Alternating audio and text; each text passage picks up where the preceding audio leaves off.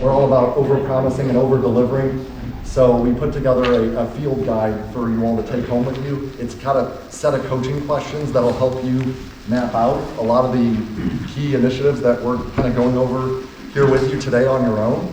So there's a QR code in there. You can scan that and download the rest of it whenever you need to. I went to the print and I'm like, how many of these do I even need? You know, and I'm like, oh, these are 12 pages a pop. So I just decided to do a QR code download for you all, but it should be a useful guide to use after this. Looks like we're all in here, so a couple more people coming in.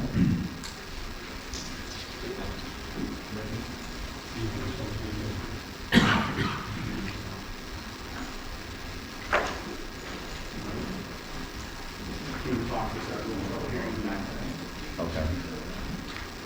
We do have a mic, so we can test. How's this volume in the back? Is that still hard for you guys to hear in the back? You can hear okay? All right.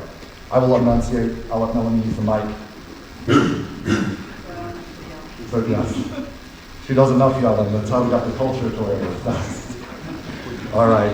First off, thank you all for joining our presentation, Culture is Key, where we want to help you crack the code, unlock loyalty, win in 2025, because there's still plenty of time left this year to knock it out of the park, and finally set records straight through 2026. My name is Sean Kelley, and I know a lot of you in here, and I'm so grateful for all of my friends, clients, team members that are here today. I'll tell you more about myself briefly, but first let me introduce an amazing automotive leader, a true professional, and someone that I hold in the absolute highest regard, Melanie Funkhouser. Melanie, would you please tell the audience a little bit about yourself? I am Melanie. I'm the dealer principal at Fair Oaks Chrysler Jeep Dodge and Ram in Chantilly, Virginia. We're located just outside of Washington, D.C.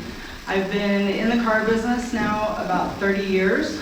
I've worn a lot of hats along the way. I started out as a service cashier, became a service advisor.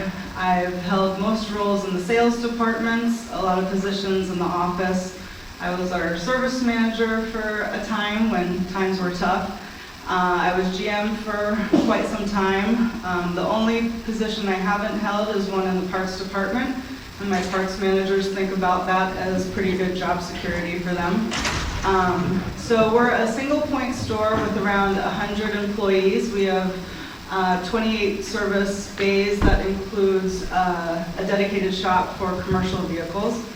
I've always believed in the importance of culture, but I didn't realize that we needed to more clearly communicate that culture and our guiding principles to our employees until I met Sean. So thank you so much for inviting me to speak on this topic with you. It's been a really eye-opening and fun experience to work with him over the past couple of years.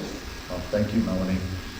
And Melanie, what she won't tell you, and I'm probably going to make her blush a few times during our presentation. She's also, for this time nominee Dealer of the Year for her market, her state, and also seven. How long have you been on your advisory board? I was on dealer, WNADA, our Washington Association for 7 years. 7 years. So Melanie has a wealth of education experience. I'm going to give her a round of applause. So I'm Sean Kelley. I'm a husband of 22 years this month. I get to do anniversary stuff when I go home. Father of three kids. I'm a special operations combat veteran. I was spent 2 years in combat zone deployments. I'm the #1 best-selling author of a book called The Visitor, and you can pick that up at my booth if you want for free. I'll sign it for you. And also my latest book I rolled out last conference, Learn to Coach, Learn to Lead. I'm the founder and CEO of the #1 coaching practice in automotive. Car Motivators, and the only reason it's #1 is because of the team that I have, the amazing job they do with our clients. And we help automotive leaders achieve great results through their people and technology. And we focus on a top-down leadership development approach and a grassroots approach where we help align everyone to the leadership's desired culture. And our mission is to help parts and service leaders become service superheroes. And we do it by teaching managers the leadership language of coaching so that we don't want to just give you a fish, we want to teach you to fish so you can use coaching to change people's lives for the better. And that's what we aim to help everyone in here do today. I'll start off with a story as it relates to culture, going back to when I was about 11 years old. my parents and I would go down to in Missouri, there's this river called the Big River. And I was 11 years old. I had a brother about 4 years younger than me. And we get down to the river, and my stepfather is like, unload the truck. And no one's paying attention to my brother. And he decides to go for a swim before we were ready. And when he decided to go for a swim, I turned around just in time to see my little brother disappear under the water. And the current was a little strong that day. And I went in, being the big brother, I wanted to be the big brother hero. I went in after him, and I was like, okay, all I have to do is push him up and keep him above water, and he'll be able to breathe. And I was pushing him up, and he was breathing. Then I realized, oh no, I can't breathe. So I'd have to let him go, swim, gulp, gulp for air, and then all of a sudden I'd see him go back under. And this went back and forth for some time, to the point where my muscles were failing. I felt burning in my legs, and just as I thought we were both going to drown together, we slammed, by the grace of God, we slammed into a tree that he put there for us. And we were able to pull ourselves to safety. And my first thought as an 11-year-old kid was, oh my God, we're going to be in so much trouble, of course, right? I'm sure my parents weren't worried about that, but I was like, so I looked across the river to see what my parents were doing, and I expected them to be yelling at us, but they weren't even there. And I started looking upstream, scanning the waterfront for my parents, and they were like little ants running down the river. They were so far away. And the reason I share that story with you is because business culture is no different. If you're not really intentional about how you design your culture of your dealership and your department, then it's kind of like jumping into a raging river of shared values, belief systems. That's where you're controlling and building your culture. And without it, it's just a culmination of randomness. And people have different values and beliefs. So today we're going to really drill down on how you can intentionally build your business culture. And we're going to show you today how culture drives results. This is an actual case study from an actual dealer group where that's been our focal point for the last couple of years. And we're also going to give you some tactics that you'll be able to use right away to start improving your business culture. And you're going to be able to use the 4 keys to building your business culture when you get back to your dealership. So with that in mind, Tom Archer, everyone say hi to Tom. Say hi, Tom. Hi, Tom. So Tom, he's like, Sean, you've got to show a before and after picture of me. I'm like, why? He's like, because. He's like, this whole process has made me a more centered, healthy, and happy leader. It's extended my lifespan. So this was Tom over here. There's his little duck that he's got going on. Look at how adorable I was. But he asked me to do this for the record. But look at Tom there, and even Herman got more hair. Good job. His hair grew back. How about that? But there's Tom, and now that's Tom. You can see a pretty visceral difference, and it's pretty interesting to see. And that's, by the way, Eric Pfister. Eric, you in here? Eric? Okay, Eric's their fixed ops coach, the car motivators coach that's been working with their team on the fixed ops side to help facilitate their cultural growth. But there's a little before and after picture for you. But just from a case study standpoint, here are some of our favorite results. You're talking about, we've had 40% gains in pre-owned. That obviously drives a lot of internals for the shop. Cultural first strategies that have really set records in ELR, customer retention, employee retention, consistent profits. We don't know how many times we've set profit records over the last 2 years, but it's a lot, many of the months. It's like, okay, we achieved this, it's a record, yay. 60 days later, 30 days later, we're doing it even more. And service CSI for a Metro store, 960 plus, as high as 983. That's, for those of you, any of you in a Metro store, so you'd know, okay, pretty good accomplishment there. So those are just some of the culture first leadership wins that have been unlocked by building the culture. So Melanie was like, I want to talk about why this matters to everyone. Melanie, why is this so important to share with this audience today? Sure, we've all been in that situation where someone in your department isn't pulling their weight. Maybe they're showing up late, maybe not at all, and then somebody else is forced to pick up the slack and the customer experience suffers. Or maybe they are present, but they're not fully engaged, so they're cutting corners, skipping steps, and that affects your day. As the manager, it affects the entire team, and it often affects your paycheck. So we believe that one person's actions does not just impact their role alone. It has a ripple effect for the entire dealership. Every employee is affected. Every employee's family is affected by it.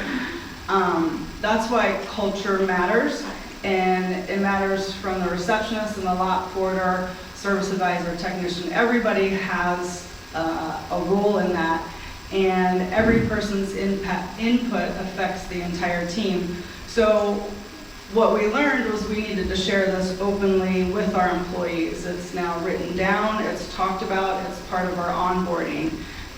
So I'm just going to share with you a piece of our who we are statement, which we developed, sorry about that, where'd it go?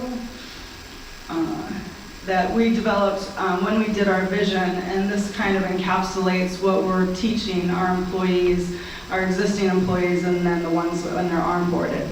It says, we are individuals united in the understanding that our daily performance not only directly impacts the livelihoods of our colleagues and their families, but also shapes the experiences of our customers. We ask that everyone recognizes their responsibility extends beyond their own roles to the well-being of every team member and to delivering exceptional service that honors the trust our customers place in us. So for us, that's a powerful reminder that every smile, every decision, every interaction has an impact on the entire team. Yeah, it reminds me of our director of fixed ops coaching, Justin. He's an amazing leader and coach for our organization, and he always says a rising tide lifts all ships. And so it's all about, every single department grows together when you build your culture in your business too. Thank you, Melanie. And Melanie, I always say you can't read the label when you're inside the bottle. And it's like, why does every pro athlete have a coach on the sideline watching them play the game to figure out where they can be better? And I asked Melanie about a year and a half ago, Melanie, what value have you seen in working when we started preparing for this presentation? And I was like, what do you think about building the culture and what value you've received from that? And this is kind of what you shared. So the infusion of new ideas is really exactly what we needed to challenge our current way of thinking, and it sparked some really meaningful conversations throughout the team. It enabled us to break out of some old habits, and it wasn't just about fixing problems, it was about unlocking some potential. And I valued that we had some clarity and energy that we were able to bring to our leadership. And Sean and the team didn't come with a script, they came with questions to ask us. And that opened the door to real change, is asking questions, not just telling us this is the way we're supposed to do it. So we began to look at our team differently. We started to look at them instead of just by their roles, but by their strengths. And this created some space for reflection about how we were doing as managers, and then growth and real connection with the employees. And that shift has helped us lead with more purpose and build a stronger and more engaged team. So new ideas obviously can be uncomfortable, but they can also be energizing. Awesome. And I'll never forget, Herman and Tom came up to me and they're like, we want you to help us build our values. And I'm like, why? And they're like, because we want to build this awesome high performance culture, it'll be great. And so we went in and we started working together on this, and again, not being able to read the label when you're inside the bottle, right? You're on the field playing to win with your team. So we uncovered that building the culture, we had to tackle some of the challenges first. So we got to eliminate communication challenges. We need every employee to be fully engaged and motivated. We need to make sure that there are clarity around expectations and that everyone is working together to accomplish the same mission. And so really, when they started off, this is something Tom and Herman shared, when we started off by let's work on our company values, we didn't really realize that everything else flowed from there. So that's a key point to share with you all too. And the four keys to building your culture starts with communication, because communication is the cornerstone, it's the foundation for fixing or repairing or making anything better. So communication is number one. Number two is alignment to the direction of the company. And we're going to get into the details on how to improve each of these momentarily. Clarity around expectations, and finally, value of people. Those are the four keys we're really going to focus on. And let's start with communication. But communication must flow freely across each department, service, sales, parts, and at BDC if you've got one. And it needs to be positive. People need to look forward to hearing feedback and conversation, and it needs to be impactful, meaning people will take action as a result of the communication. And those are some of the benefits to improving communication, because that's the first step to unlocking culture. If you can't communicate, how can you make anything better? So what does that look like? So we started digging in on the communication and where we, you know, you can trick out a Chrysler or a Dodge, but you don't want to trick out your dealer. So this is kind of a funny story about how we kick things off. So 2 years ago at the Mopar conference, Tom, my service director, and Herman, general manager, they came to the conference unsupervised by me. And I always am a little worried about sending the two of them someplace where they're selling things, because they often come back with a lot more expense than just the hotel rooms. So when they came back, they nervously told me that they had signed us up for coaching and to build our values and our vision, and I'm like, what? What are you talking about? I think they even waited until the day or two before Sean was coming to the dealership to tell this to me. I didn't understand what we were getting ourselves into, but once I was able to understand kind of the blind spot that they had seen by learning about this, I turned around kind of quickly and I forgave them. I had always believed we had strong values as a dealership, but what I didn't realize is those things were kind of around in our heads. You know, we had some things written down in the handbook. There, you know, we believed leadership was letting people know, but in reality, it just wasn't spelled out that clearly, and we expected people to know. So when you expect someone to know and then they don't perform that way, and they don't know what they're supposed to be doing, we lost good people. We probably lost a lot of customers because I had a bunch of individuals running things based on their personal values and what was in it for them and their goals. So everyone was kind of running their own little store within a store, and that's something to be avoided, obviously. So that was a blind spot for me, and in the first meeting with Car Motivators, my eyes were kind of open to the potential that we actually had. I was wondering, I was like, it's vibe. She was a little standoffish in the beginning, but then so at the end of by the end of our convo, Melanie kind of opened up. So I was like, so what would you want me to? And Herman, being the humble leader he is, he says, find out what I can do better as a GM. So I asked Melanie, I was like, what can I do? What can I help Herman, your GM, with?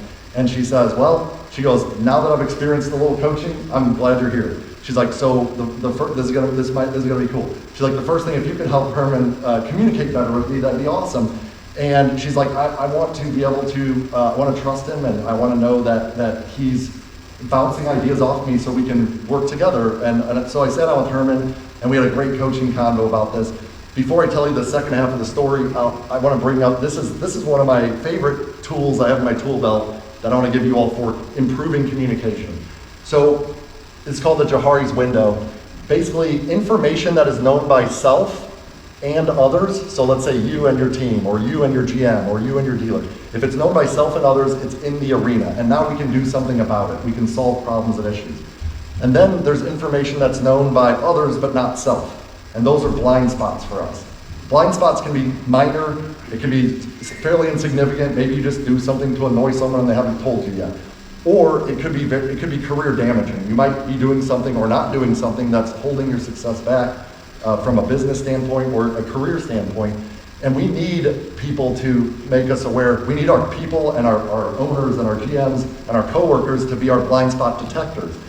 And then there's information known by ourselves but not others, and those are called facades.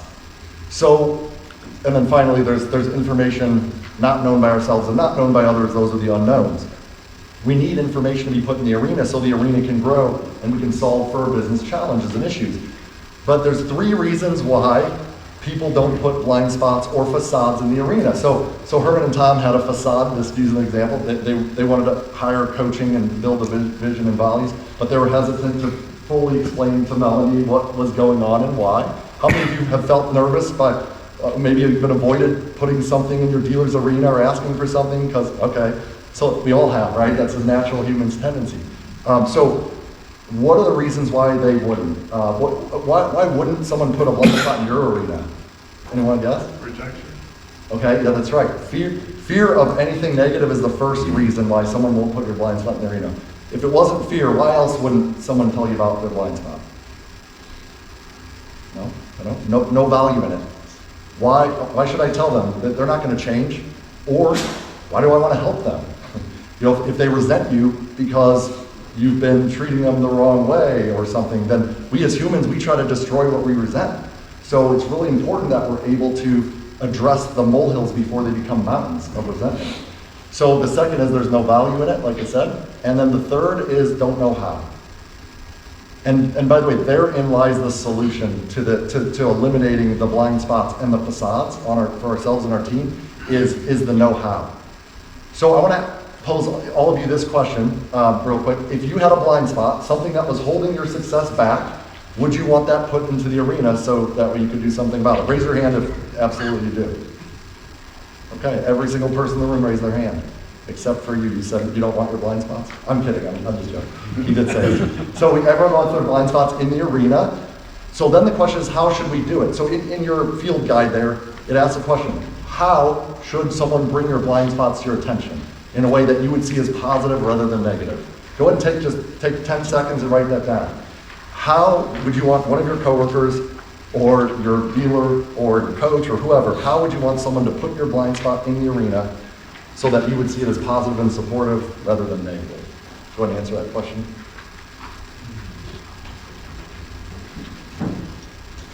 Now, I'm going to pick someone whoever finishes first.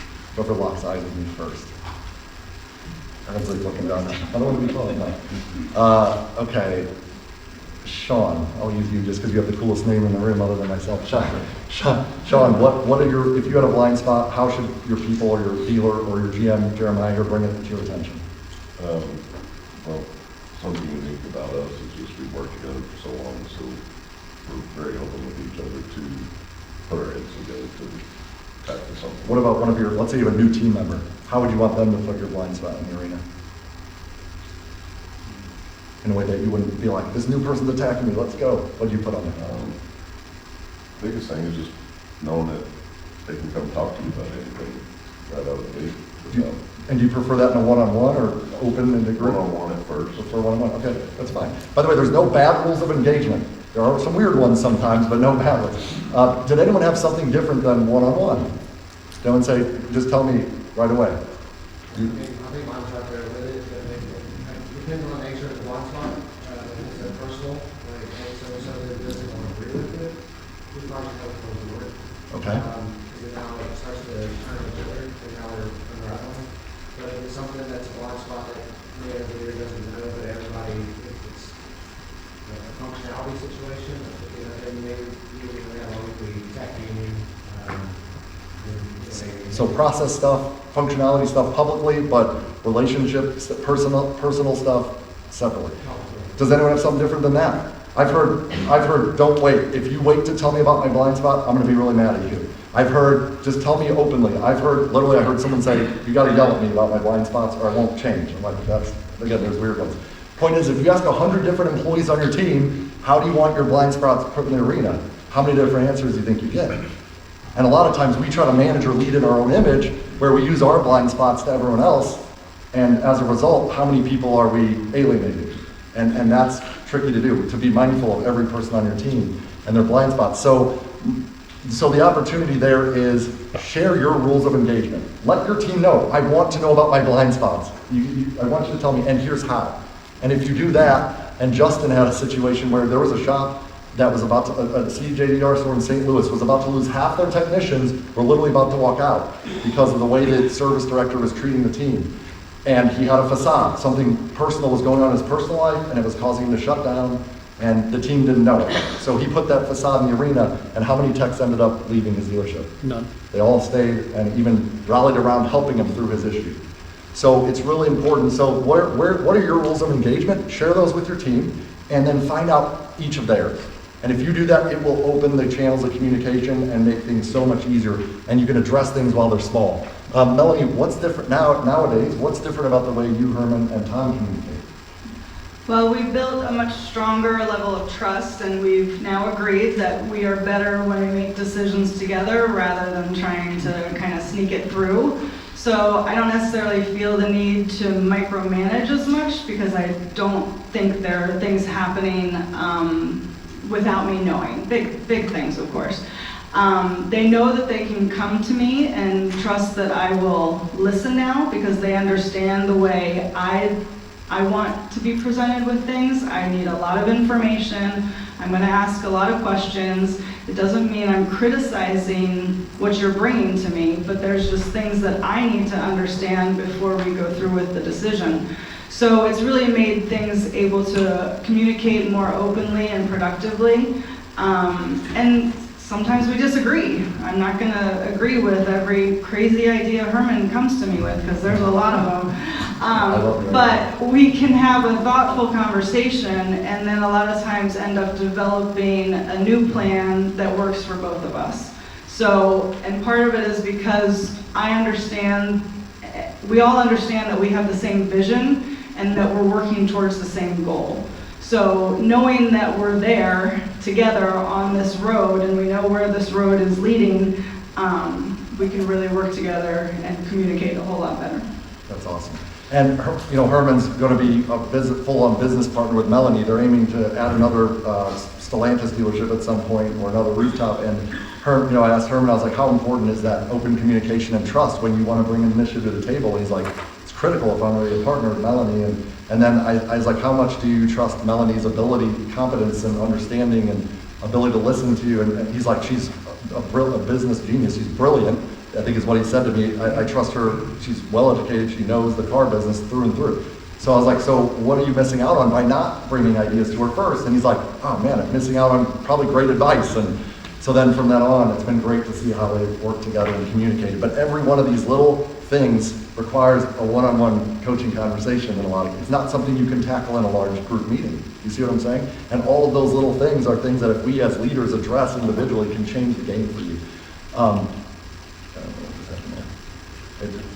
We just get to the very end. All right, so the next, I know where I'll find it. So the next key to a winning culture is alignment to the direction of the company. So what that means is if your people are excited to be on your bus and they know where you're going, then they're going to be excited to be on your team in the short term and the long term. Sorry about that, guys.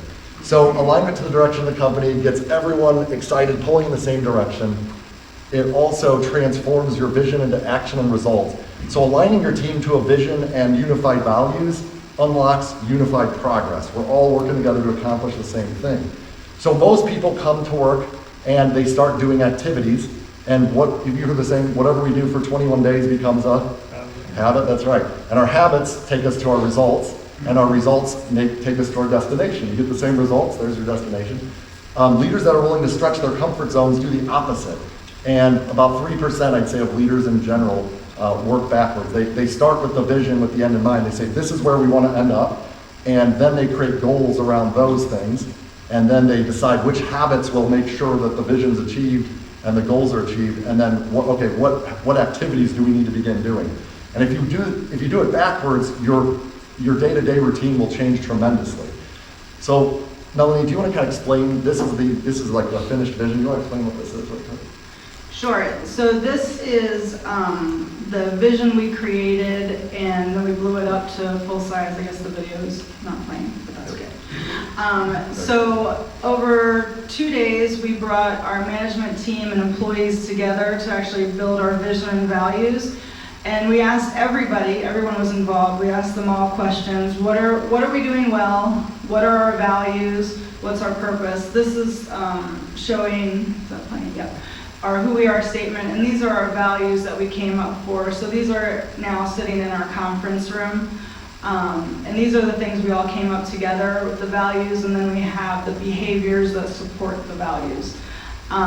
When we held this meeting with everybody, the responses were pretty eye-opening. We discovered our strengths, and then we discovered places where we needed to grow. So from all that input, we crafted our vision, and then we defined our core values, and then we outlined those behaviors that support them. So now we have this detailed vision, detailed guide for how to do business. And that clarity helps us to hold people accountable to them. So everyone knows what's expected now and what we stand for. New hires learn our vision and values right away, and then we ask them. Are you ready to be a part of the way we do things? And that's made a huge difference in how we lead and work together. Yeah, it's pretty awesome. And Tom's like, here are the benefits of having a vision and values for our shop. What he's seen is one is a unified language. He's like, when we talk to each other now, we know what the words actually mean. It's given us a guidepost or guide rails to follow. Also, it used conversations, difficult conversations used to be about feelings. Now we all know we're doing this for the greater good of the team, and it's kind of taking the emotion out of it in a good way. And then finally, it gets the wrong people off the bus. Sometimes when you say, here are our core values, and you ask everyone to participate in joining that, then some people decide not to. And that's not right or wrong, it's just the reality of the situation. And there's other things too, because this is a saying we have in coaching is, if they build it, they own it. If they own it, they act on it. All those behaviors, we built that as a team. We asked everyone, okay, you all voted integrity. What does a service advisor who has integrity do? What does a service leader like Tom who has integrity do? So they define what those have. But a lot of times in business, think about the last 3 or 4 initiatives you've rolled out to your people. What percentage of that initiative was created by you at the top and pushed down to them? And what percentage was created by the group as a whole and pushed out to the team? Which one gets more buy-in? And that's an opportunity for a lot of leaders that have a coach. And you can see here, it's not, this is sales and service people hugging each other, parts people and sales people and techs hugging each other. It's everyone together because it is a group initiative. Other ways you can use your company values is in your recruitment process, expectation setting, like Melanie was talking about, accountability and performance reviews, recognition and reinforcement for motivation. These are all ways, and yes, we have Fair Oaks Values t-shirts that we hand out. That's Grammy. How long has Grammy been with you all? About 15 years. Oh, you all got to tell Grammy that he was on the big screen with Melanie there. Grammy, yeah. I'll never forget, I watched Melanie recognize him in front of the whole dealership for going above and beyond proactively for a customer, and he literally, like, tears welled up in his eyes. He was so, it meant, he came up to me and he gave me the hardest handshake, the firmest handshake I've ever had. He said, thank you.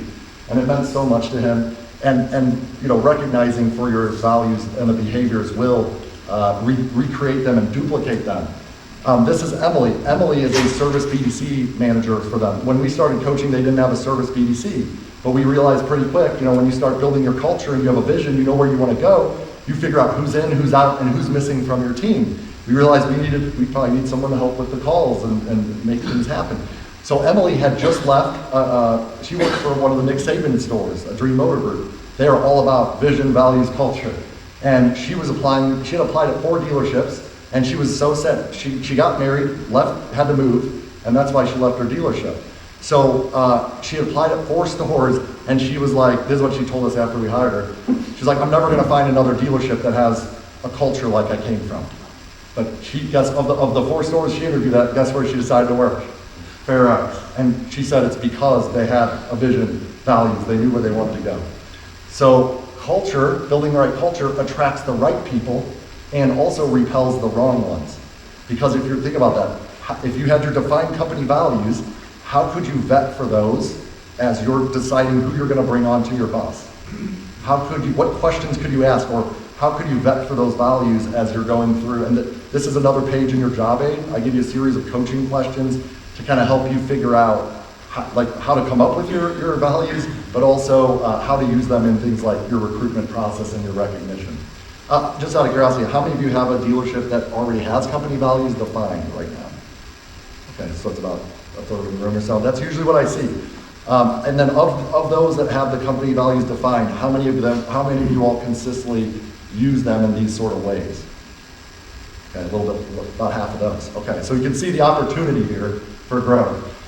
All right, so let me go back one. So I believe that in every engagement with people on your team, you are either Bob the Builder and you're making things better and you're building, or you're like Godzilla and you're destroying. There's no in between, there's no gray areas. So Tom also wanted me to share a little bit of a story about how he used to be, but I was like, I'm gonna let Melanie do this one. So this one's out of my comfort zone. No, I'm joking. But Melanie, tell a story about Tom and Haley. Well, First off, Tom can be very cool, calm, and collected until he's not. No offense, Tom. He can kind of flip into that destroy mode as some of us get pushed a little too hard. That can happen to the best of us. But over the last few years, he's trained not just physically to change himself, but also emotionally to change things. And he's been able to learn how to engage employees using our visions and values, and learning how to coach has made a really big difference in his relationship with his employees. And because he can approach them with some empathy, very clear, because we know what our values are, we know where we're going, and to make people feel supported instead of criticized. So this is Haley, one of our service advisors. She's been with us a long time. Haley can get offended easily and kind of take things personally. We had hired a new advisor who was very seasoned, very good at her job, knew what she was doing, but she needed to be trained in the way that we do things, just the regular systems that you have to do. And Haley was feeling a bit threatened by her coming on board. Like, is she going to replace me? And then Tom needed her help in order to do some training for her. So normally what could have turned into a very combative situation, and why do I have to do it? What's in it for me? Tom approached it from our values and vision, and basically told her that, helped her to see that this was us believing in her and her leadership, and this was not a competition. It was because we did value her and value her input. And so by approaching her in that way, she was much more receptive to doing the help and actually felt good about it. Yeah, one of the, Eric told me the story about a year ago, and he told me how he was like, yeah, Haley went from, oh my gosh, I'm training my replacement, I better start looking for a job. Who would expect someone to feel that way when we're asking them to train, right? You would never expect that. But because the leadership's listening to their people now, and then we uncovered that facade. And then Eric talked about with her the sentence in their who we are statement, which was, we are builders of people. And so, like, look, we are builders of people. So that means, like, you're going to train them, and they're going to teach you, and we're going to all build each other up, and that got her through that. So, and Tom's ability to listen to her and not Godzilla. Awesome job. Give Tom a round of applause for being awesome. So the question you have to ask yourself is, what values does it take to succeed on your team and make your vision a reality? And if you do need help making your vision, I will give you, my team and I will be happy to give you some coaching on that. We are literally giving free one-on-ones the whole time we're here at the booth. Melanie, what advice do you want to share about defining and instilling values for these shop leaders right now? Sure. I don't believe you have to wait to engage someone else to kind of walk the whole dealership through this. I think you can actually start out small with having a meeting with your department or your leaders and pick out a goal that you have and ask them, this is the key, you have to ask them, what values do we need to focus on in order to reach this goal? So if you pick one like, from ours, it's respect or work ethic, find out where that little problem is, and you can start small, but use it as your measuring tool. It can't be from the top down. It has to be something that comes from the frontline team that's doing all this work. And that's where you get the buy-in and the change. We're all very familiar with that. But you also have to keep it front and center. Once you have that, you have to mention it in every meeting, every coaching conversation you have with individuals, and make it a part of your daily language. But you can just start small with just one value that's going to help you reach the goal, and then track that. Thank you, Melanie. And the third key to building your culture is clarity around expectations, because when people don't have clear expectations, they will make up their own. And also, if I want to win the game and I'm on your team and I want to help win the game, how can I win the game if I don't know the rules? So creating clarity around expectations eliminates ambiguity, and I believe ambiguity is the enemy of commitment. So when you create clarity, it unlocks both confidence and consistency, because I know I'm doing the right things to achieve the right results, and now I'm going to want to do that more as a team member, employee, coworker, or peer. I believe one of the biggest burdens that we as leaders have to carry is causing pain to the people that we care about. It's like asking them to do something that they don't want to do. It's stretching their comfort zone or even holding them accountable. It's like if our kid was going to shove a fork in an electric outlet, we'd probably kick them to stop them, and that hurts them, right? But we just saved their life. So we have to do that for our people a lot of times. And in order to do that, but I think a lot of times we blow it up in our heads that this having accountability and clear expectations is going to be too painful, so we avoid it. So we got together and we talked about how do we make a fair accountability process. But accountability is a process and it's a mindset. And there's 7 things that it takes in order for accountability to be fully embraced within your business. I'm going to go through them in detail here. So don't worry about that. I'm going to go through them one at a time here. So first off is clear expectations. What are we measuring? So what are we going to measure? And you don't want to go over the top on this. 3 to 5 metrics per role, per department, tops. So advisors pick 3 to 5 metrics you're going to focus on. And you can change them or at times, but also what's the minimum acceptable performance, the MAP? What is the number or metric at which if it's under that amount, we need to take action to try to correct or do something about? That must be clarified. And then what defines success for that metric? Who's crushing it? Who's our high performer? So you want to figure this out for each role on the team. There's a book on this called Traction. It helps you figure out the rocks, they call them. Rocks are the 5 most important things that you're going to measure or whatever. But that's the first step, is creating clear expectations with what we're going to measure. Then once you figure out what you're going to measure, then you've got to ask about what are the leading indicators or the behaviors that will drive those metrics. And you create a list of those behaviors under each of those metrics. So now you know what behaviors you need to focus on training, coaching on, and accountability around. And then, this is a big mistake leaders often make, is we allow our expectations to be suggestions. I believe that when you have an expectation, but you don't reinforce it with consequences, if I don't do it, it's no longer an expectation. It is by default become a suggestion. So decide which of those behaviors you're willing to terminate someone if you had to, if they refuse to do them. That would become an expectation instead of a suggestion. But we don't just lob people's head off and fire them, because that makes them scared, and scared people go find jobs elsewhere, and we don't want that. So you also need to define what are the objectives of the process. And in this case, it's like, okay, everyone's going to be accountable. We're going to create a better customer experience. We're going to give employees room to fail and grow, right? Because you can't grow without screwing something up. We're going to prevent legal issues. We're going to make our vision a reality. Better workplace and helps everyone succeed. So these are some of the key elements or the objectives that Fair Oaks said, this is how we want to hold people accountable. Quick question, who's a better team member? Someone who makes 100 different mistakes but does it once, or someone who makes the same mistake 100 times? Do you want A or B on your team? Raise your hand if you want A on your team. Oh, my bad. Do you want A or A on your team? Trick question.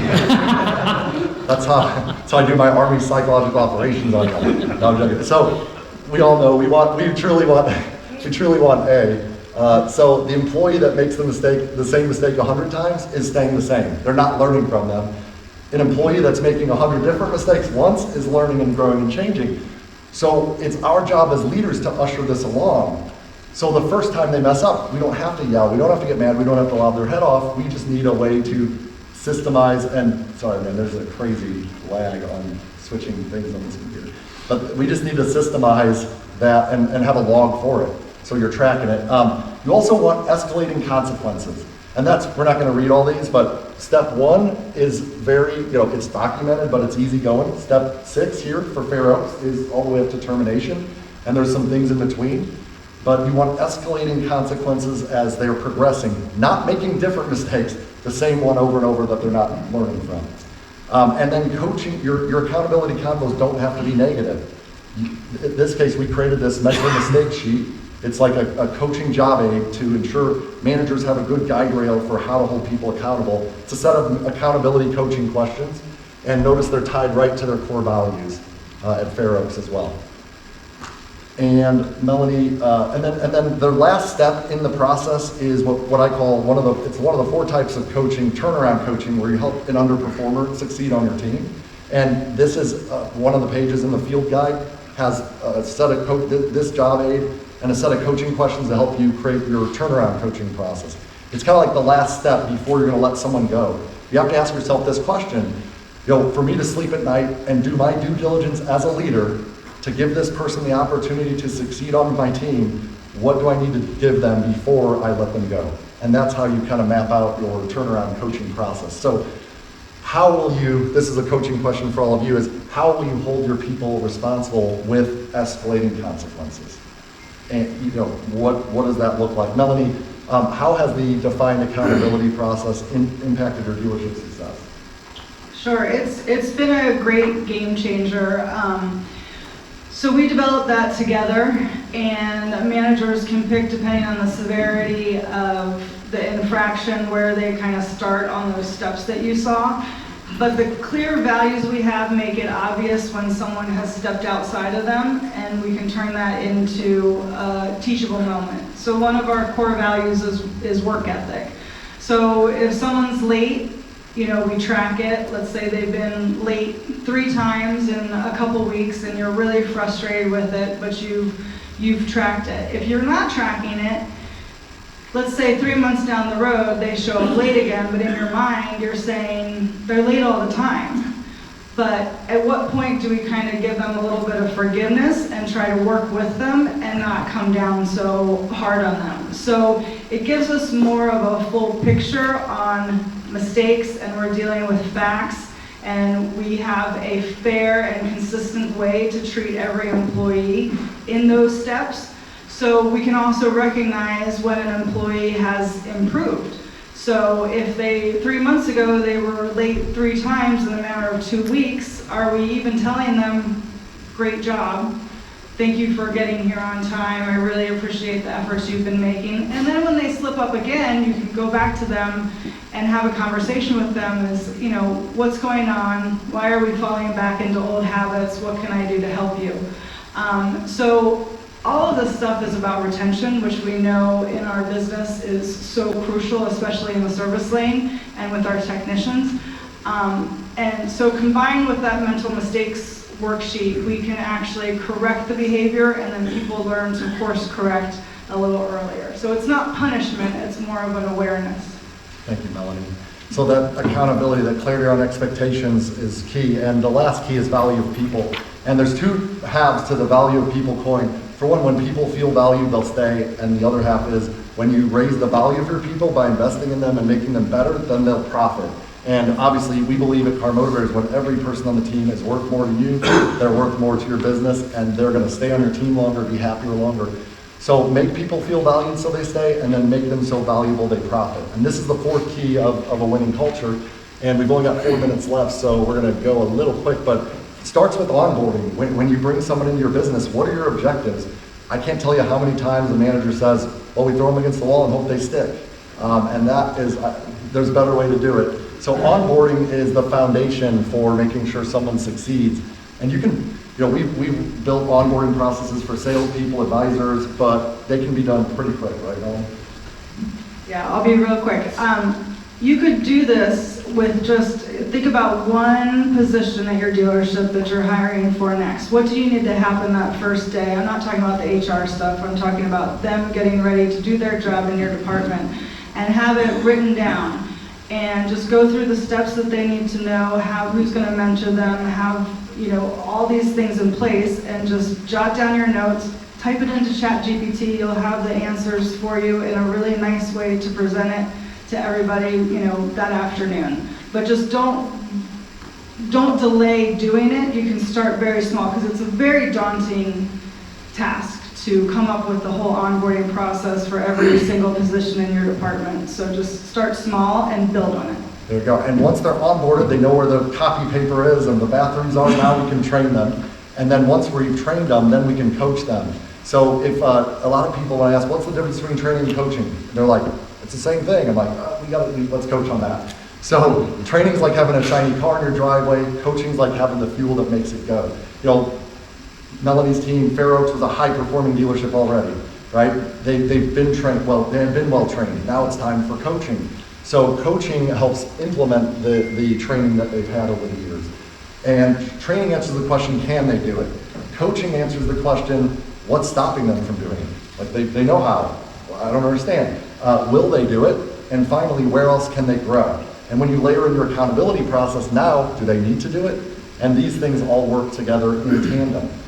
And I can't teach you all the ways on how to coach in the time we have left, obviously, but I wrote a book on it in 5 years. I'm still learning myself, but I want to give you a basic coaching framework that if you just apply these 5 letters in each of your conversations, your one-on-ones will be exponentially more effective, and it is part of the field guide. So number one is make it two-way conversation. Talk at least 50% of the time or less as a leader in your meeting. Make them authentic. Share your positive intent with them. What do you want for them? Not what you want them to do, and but share your positive intent. How are you trying to help them in your one-on-one conversation? Also, make sure you're specific. You can't accomplish a mission if you don't know what it is. Make sure it's impact focused and controlled. Follow-up system.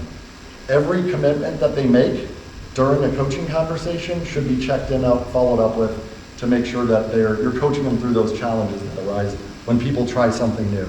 And when you build your culture, you're creating shared experiences with the entire team, which makes the team sticky and helps them succeed. These are all individual coaching wins. Again, Max aligning with Herman, which led to a massive growth in pre-owned cars. This is Tyler, who started selling with empathy. This is Christian, who eliminated chaos and by setting boundaries with his peers and increased his morale. Dan here, this is the last one that I want to leave you guys with, because this is a technician opportunity here. But Melanie, why don't you tell them about Dan real quick, and then we'll wrap up. Sure. Dan was going to school. He was a technician. He was going to school to start a cybersecurity degree.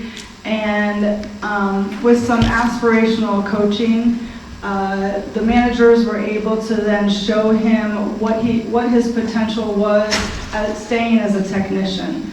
And they were able to turn him around and actually retain him even after he had been going to school. And this was a great way to see leadership come through with seeing your young technician grow and want to stay and succeed.